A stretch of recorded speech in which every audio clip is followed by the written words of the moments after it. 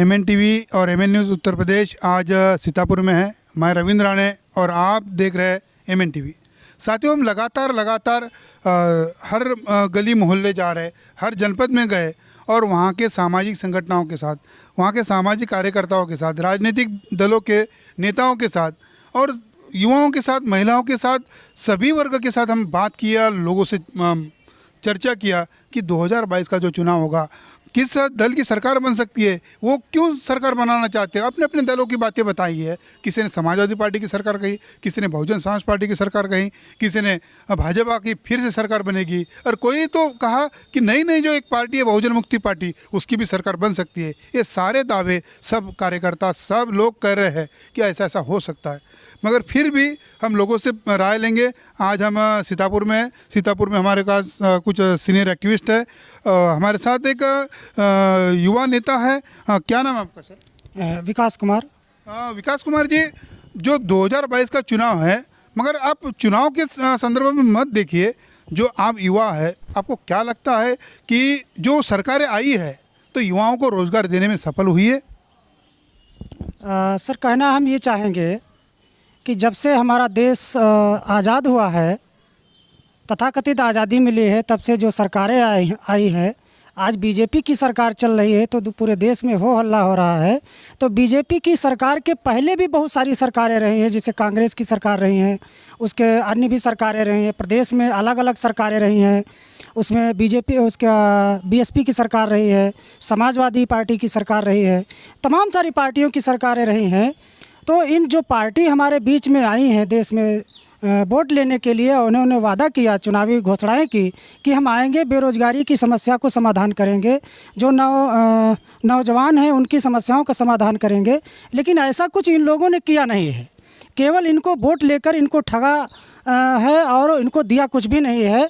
एक उदाहरण आपको हम बताना चाहेंगे कि 4th क्लास की एक नौकरी निकली थी इसी उत्तर प्रदेश के जो इलाहाबाद हाई कोर्ट का जो ब्रांच है लखनऊ में, उसमें 4th क्लास की नौकरी निकली थी।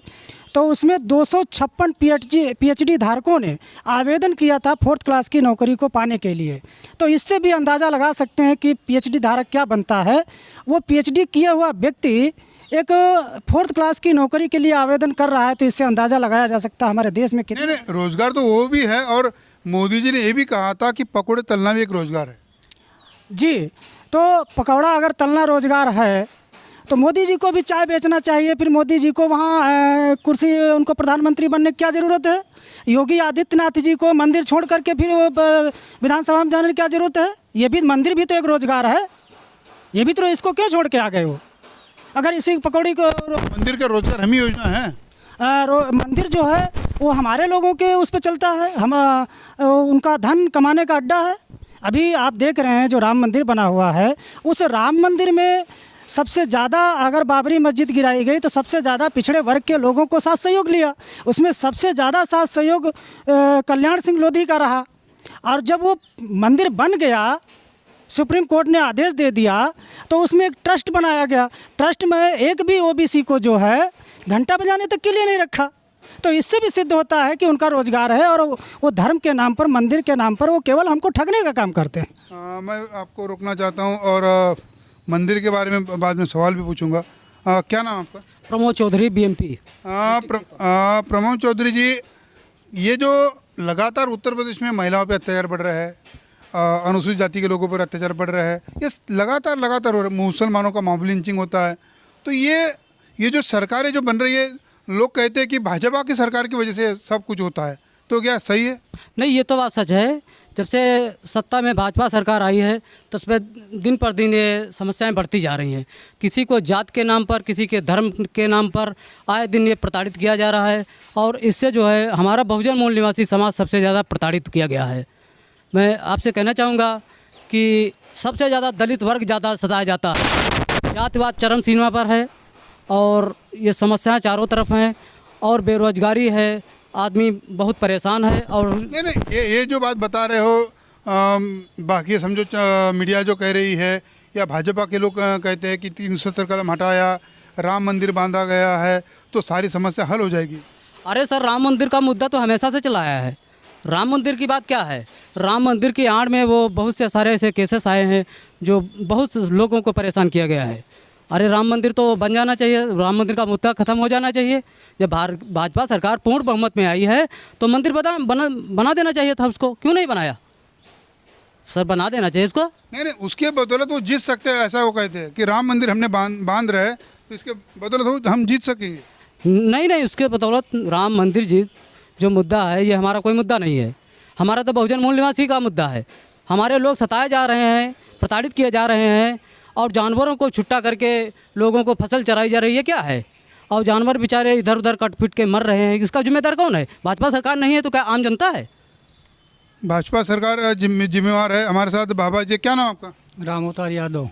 हाँ यादव जी, अभी मैंने सवाल पूछा राम मंदिर के संदर्भ में, तो राम मंदिर बांधा जाएगा तो राम मंदिर बांधा जाएगा तो राम राज्य आएगा, तो राम राज्य आने के बाद शिक्षा रोजगार की क्या ज़रूरत है? राम राज तो चल ही रहा है। जैसे राम के समय में अत्याचार हुआ था, राम ने एक ऋषि, इन्होंने पहले ऋषि व्यवस्था फैलाई, तो एक सीधा साधा लड़का शंभु वो तपस्या करने चला गया और उसी पीरियड में तपस्या कर रहा था ये राम पहुंचा। जब राम हुआ, दशरथ का बेटा राम, ये पहुंचा और उससे पूछा कौन हो, क्या कर रहे हो? तो उसने कहा हम तपस्या कर रहे हैं। कहा किस लिए? कहा मुक्ति के लिए। कहा किस बिरादरी के? कहा तेली। इन्होंने निकाल कर तलवार उसका सर काट दिया और राम ने ऐसे ऐसे अत्याचार किए, राम की ही बात कर रहा, राम ने ऐसे ऐसे अत्याचार किए, एक अबला नारी का नाक कान काट दिया। निरीह बिल्कुल, उसने इनसे कुछ कहा नहीं। हो सकता है उसने शादी के संबंध में बात किया, तो शादी के संबंध में बात करने पर आप मना कर देते कि हम नहीं करेंगे। एक तो इसने झूठ बोला कि मेरा भाई वो कुंवारा है, लक्ष्मण को बताया, फिर उसका दोनों मिलकर के नाक कान काट दिए और तमाम काम किए। एक काम यादव जी, मैं आपको रोकना चाहता हूँ। जो आप बात बता रहे हो कि ऐसी बातें लल्ले सिंह यादव जी ने जैसे पेरियार रामास्वामी के संदर्भ में बताई थी, आप तो मुझे पेरियार के जो वंशज जो थे पेरियार लल्ले सिंह यादव, उसी प्रकार से आप बात कर रहे हो। तो ये जो उत्तर प्रदेश में बड़े पैमाने पे मुलायम सिंह, अखिलेश यादव, ये क्यों उनकी बातें नहीं करते? वो सामाजिक और जागरूकता और धार्मिक जागरूकता की बातें क्यों नहीं करते? वो लोग ब्राह्मणी व्यवस्था में पले हुए हैं। ये मुलायम और अखिलेश या माया, मान लो माया तो काशीराम की शिक्षिका थी, उसने उसको ट्रेंड किया, लेकिन उसको ब्राह्मणों ने जब देखा कि माया कुछ काम करेगी दलितों का, पिछड़ों का, मूल निवासियों का, तब ऐसा षड्यंत्र रचा कि काशीराम जी को हटा दिया, काशीराम साहब को हटा दिया। अब वो अकेली रह गई। अब वो एक मिश्रा जी हैं, सतीश मिश्रा, उनके चंगुल में फंसी नाच रही है। क्या कर रही है, क्या न करे। अब वो समझे कि इधर से उधर घूम रही है, उनके इशारे पर जैसे नाचती है वैसे नाच रही है, इशारे पर घूम रही है, इशारे पे घूम रही है। और मुलायम की बात रही, मुलायम के सारे रिश्तेदार यादव नहीं, पंडित जी हैं, ठाकुर जी हैं। उनके सारे कारनामे पंडितों के, ठाकुरों के, अहीरों के, मूल निवासियों यानी लोधी बैकवर्डों के मुलायम के एक भी कारनामा नहीं है। वो रिश्तेदार नहीं है, रिश्तेदार भी नहीं। उन्होंने रिश्तेदारी नहीं की इन लोगों में, हाई कास्ट में रिश्तेदारी की और हाई कास्ट का ही वो आज तक काम करते हैं। फार्मूला उन्हीं का वही है। अखिलेश को हम लोग यादव लोग समाजवाद जो राम मनोहर लोहिया का जो समाजवाद है, जेपी का जो समाजवाद है, उस समाजवाद पे ये नहीं चलते, ऐसा आपका दावा है? बिल्कुल नहीं, भूल गए, उसको ताक में रख दिया। उस पर एक कदम नहीं चले। आज भी उनका उल्टे काम हो रहा है और दोष लगा देते हैं, कहीं उसका अरे अमर सिंह का, कहीं किसी का, लेकिन खुद स्वयं वही काम करते हैं, उन्हीं के बीच में रहते हैं। ये कोई मूल निवासी समाज का कोई मकसद हल करने वाले नहीं।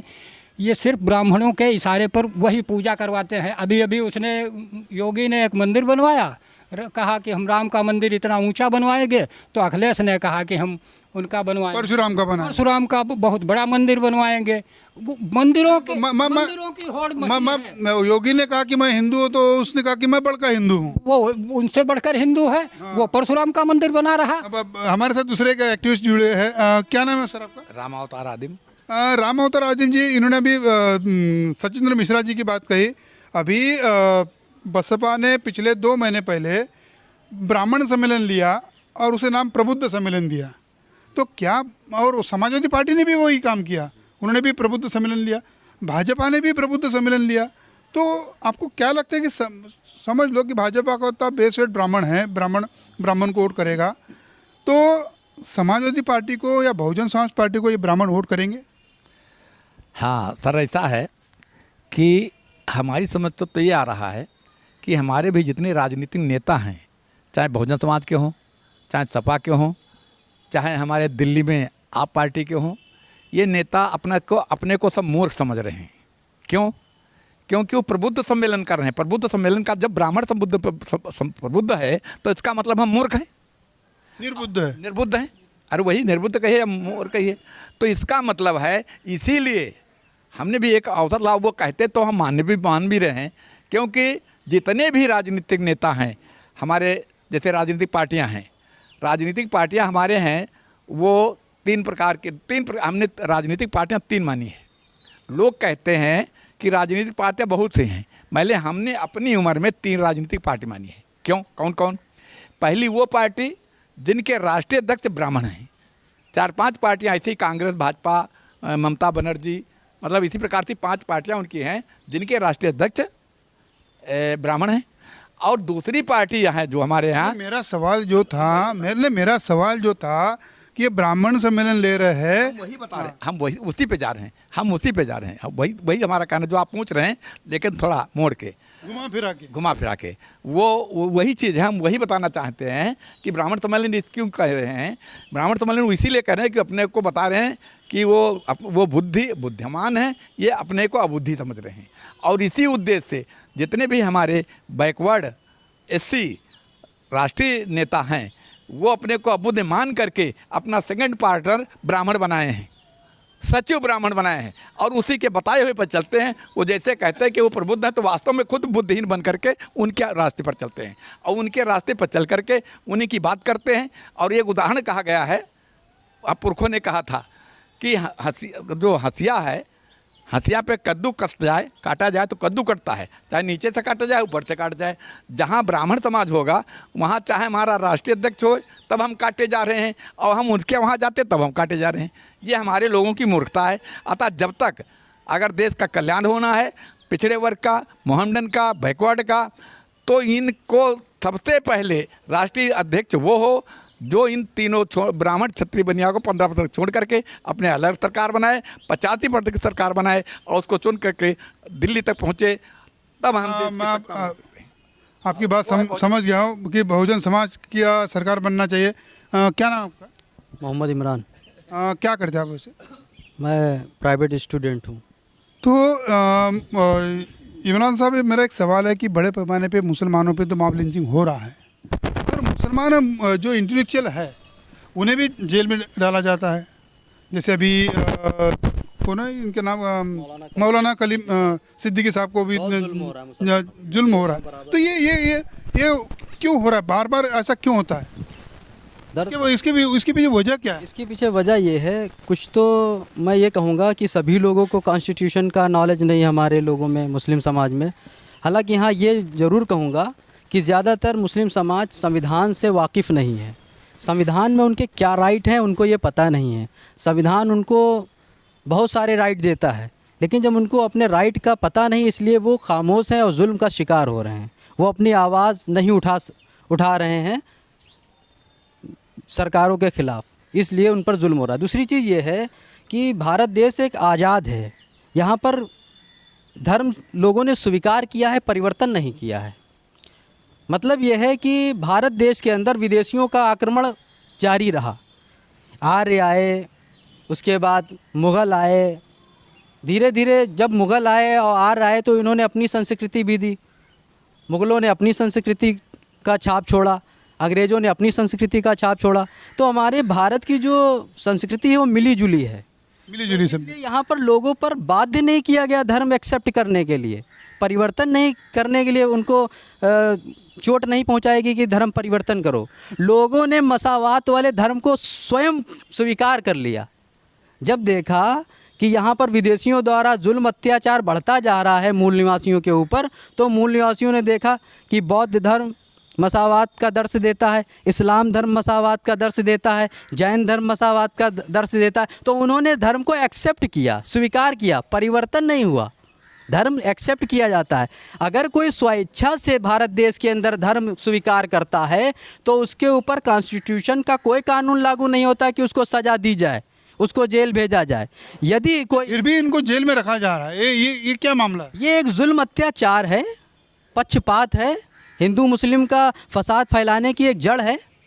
अगर कोई उत्तर प्रदेश में के चुनाव में हिंदू मुसलमान का मामला खड़ा करना चाहते हैं। जी बिल्कुल भाई, क्या ज़रूरत है? अगर मैं ये कह रहा हूँ मौलाना कलीमुद्दीन सिद्दीकी ने मुझको बाध्य किया है धर्म परिवर्तन करने के लिए, मुझे प्रताड़ित किया है, कोर्ट के सामने कहूँ या मैं FIR करूँ, मुझे मौलाना कलीमुद्दीन सिद्दीकी ने या मौलाना गौतम ने मुझे प्रताड़ित किया है, मार की धमकी दी है कि धर्म इस्लाम धर्म एक्सेप्ट करो नहीं तुम्हारी जान चली जाएगी, तब राइट बनता है कि मौलाना कलीमुद्दीन सिद्दीकी, मौलाना गौतम को अरेस्ट किया जाए कि वो धर्म परिवर्तन के लिए या बाध्य कर रहे हैं। अगर कोई स्वयं से धर्म स्वीकार करता है तो उसके ऊपर तो उनका कहना है कि सरकार का कहना है कि वो जबरदस्ती से धर्म परिवर्तन कर रहे हैं। तो उनको, उनके खिलाफ कोई FIR तो दिखाई जाए कि फला शख्स ने FIR की है, उन्होंने बाध्य किया धर्म एक्सेप्ट करने के लिए। ये सरासर जो है मुसलमानों को दहशत में रखा जा रहा है, उन पर जुल्म अत्याचार करके उनको गुलाम बनाने की साजिश की जा रही है। और मुसलमानों ने जो है इससे पहले सब्र का पैगाम दिया, उस सब्र के पैगाम का नाजायज़ फ़ायदा उठाया जा रहा है। और मैं ये मुस्लिम समाज से और बल्कि सारे मूल निवासियों से ये गुजारिश करता हूँ कि वो लोग एकजुट होकर भारत देश को बचाने के लिए एकजुट होकर धरना प्रदर्शन करें और कोर्ट में जा कर के अपने प्रोटेस्ट करें और अदालत से न्याय की मांग करें। एक और साथी जुड़े हैं, क्या नाम है सर आपका? तेज नारायण जी। तेज नारायण जी, अभी जो सभी लोगों से हम चर्चा किया, इसका क्या हल हो सकता है? इससे इन समस्याओं से हम बाहर कैसे निकल सकते हैं? मुझे तो कहीं दूर दूर से राजनीतिक दल भी नहीं दिखाई देता है। ये जो बहुजनों की समस्याएं हैं, जो बहुजन समाज है भारत के अंदर, ये गुलाम समाज है। और गुलाम की समस्या एक नहीं होती है, हजारों समस्या होती है। और इन सारी समस्याओं का निदान मात्र आज़ादी है। जब तक ये बहुजन समाज आज़ाद नहीं होगा तब तक कोई भी समस्या का हल संभव नहीं है। नहीं, मैंने जो कहा कि कहीं राजनीतिक दल भी नहीं दिखाई देता, क्योंकि जब तक हम पावर में नहीं जाएंगे, कोई भी किसी भी दल, किसी भी विचारधारा के लोग पावर में जब जाते नहीं हैं तब तक उनकी समस्या हल नहीं होती है। आप बहुजनों की बात करते हो, मगर बहुजनों का ऐसा कोई दल दिखाई नहीं देता है जो पावर में जा सके। बहुजनों का दल तो नहीं है। वास्तव में एक मान्यवर कांसीराम साहब ने BSP बनाई थी जो बहुजनों का दल था, जो उनका उद्देश्य और उनकी विचारधारा, उनके जो नारे थे, उनको सबका काउंटर करके मान्या जी ने वो सर्वजन और प्रबुद्ध सम्मेलन और ब्राह्मणों के साथ चली गई। तो एकमात्र इकलौता संगठन जो मान्यवर कांसीराम साहब ने बनाया था, बहुजन समाज पार्टी, वो ड्राइवेट हो गई दुश्मनों के साथ। अब केवल बहुजन मुक्ति पार्टी बामसेफ ने एक भारत के अंदर जो तैयार की है, पूरे भारत के अंदर बहुजन मुक्ति पार्टी ही बहुजनों का उद्धार कर सकती है, जो आए दिन संघर्ष में लगी है। तो ये थे अलग अलग सामाजिक संगठनों के और राजनीतिक दलों के कार्यकर्ता, पदाधिकारी। इन्होंने बहुजनों की समस्या कैसे हल हो सकती है इसके बारे में बताया। आप देखते रहिए MN TV और MN न्यूज़ उत्तर प्रदेश।